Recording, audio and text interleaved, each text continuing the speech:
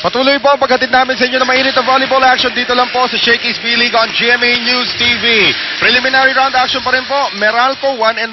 Makakalaban po nila itong FEU na naghahanap pa ng kanilang unang pagkapanalo dito sa ating torneo.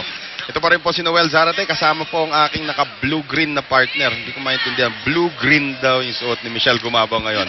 So, ang dami mong fans sa Twitter na binabati ka. Great job daw so far. Sabi ko, alam mo naman sabi ko sa kanila, Ano? it's because I have a great partner. Yun, oo. Pero May dito ganon. na, okay. I will take that as a compliment, a very gracious compliment coming from Michelle. Ngayon, pagdating dito sa Meralco, meron silang Chinese import dito in the person of Coco Wang, who just stepped off the plane. 6'3" import nila from China, who played college ball in the United States for sa Fresno University. At kita mo naman si Coco Wang, nagpakilala ka agad. Umingiti na rin. Hindi pa siya tumalon. Hindi pa siya tumalon. Alam mo, nung unang game, nakakapunto siya, hindi umingiti. Ngayon, nakita na rin finally natin umiti. Siguro, sinabihan na siya nila Phil Kainglet, nila Panay Mercado. Hey, why don't you smile every now and then? Yeah? Akala niya siguro bawal ng una. Baka ganun sila doon. As Remy Palma, pinag-usapan naman natin si Remy Palma at the top of the coverage na she needs to be the centerpiece para sa offense. Of course, alam natin kay Giselle C. dadaan lahat ng bola rito. The veteran center nitong FEU who's serving right now. Pero si Remy Palma, pagdating sa center, she develops that she's 6 feet tall. Pwede siyang... And she's so young. Oo. Batang-bata pa talaga itong si Remy Palma, but she's one of the veterans na pag tinatanong mo kung sino ang mga key players ng FEU. Naalala natin, Michelle, nung nagsimula yan as a freshman, talagang walang coordination masyado, mabagal pa. But now, she has really developed into a weapon para kay Coach Shaq dito. Coco Wang. Of course, to the coaching staff of FEU. Right. Oh, look at that. Power tip coming from Remy Palma. Phil Kainglet, dug up there by Bernadette Pons. Kinawid ang bola. Panay Mercado is there. One more time around for Phil Kainglet. Top spin attack. Giselle C. binuhay ng panandalian. May tatawid. Buhay pa rin, buhay pa rin.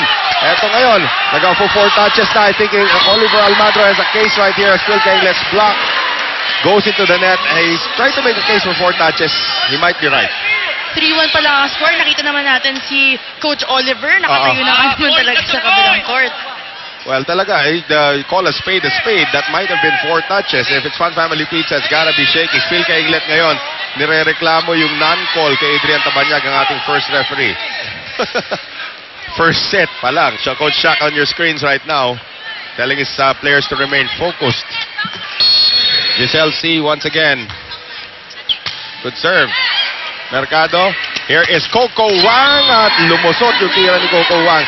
Yung pinagsasabi nila kay Coco Wang nung kanilang unang game is puro hulog lang daw ang tira, wala masyadong power na pinapakita. Pero I think ngayon, with a few practices under her belt dito sa Meralco. Of course, she's still adjusting to Philippine time. Looking at her now, mukhang nakapag-adjust na siya, ngumingiti na. She's warmed up to her teammate as well. And a service ace para dito kay Coco Wang, whose real name is Wang Ke. Yung pa-pronounce mo, Wang Ke. So naging Coco na lang. Mas madali. I'll stick with that. I'll stick with her name. Well, she's 28 years old from the United States. Doon siya nag-aaral sa California, no? Fresno Pacific University. And gets another service ace and another smile from the Chinese import. 5 taon naglaro sa Amerika yan. NCAA college volleyball, ha? Looking at her, matibay ang gitnang spikers ng Meralco. We have Maureen Penetrante of Uwano. Yes. Misses. Bernadette Pons has to give up a free ball. Phil Kainglet. April Jose, back set ngayon. Tinulak na lamang yon ni Maika Morada. Sa kabila naman, Samantha Dawson. April Jose, across, Kainglet, through the block of Dawson. It's unlikely sometimes to... Go ahead. Salamat sa kaibigan natin, Rexona Anti-Perspirant Deodorant. Won't let you down. Go ahead, Michelle. It's unlikely to see really tall players na magaling dumepensa. Right. And looking at Coco Wang, did you see her dig, di ba? Oo. Again, she's a veteran already, 28 years old. Matagal na po nasa professional circuit dito sa Asia sa pagdating sa volleyball. Actually, last played in Indonesia. Eto ngayon, Maureen Penetrante Uwano. Last played about 3 years ago. Pero nandun pa rin yung timing niya. Former UAAP MVP as well. Wang, nice serve. Tinagno, nakakuha ng bola. Masyado malapit yon. Akala siguro ni Giselle C. sinesetan pa rin niya si Maika Morada. Sa Nagkaabot FEU? ba sila sa FEU? Parang hindi, parang hindi. Alam ko hindi rin. Parang hindi nga nagkaabot.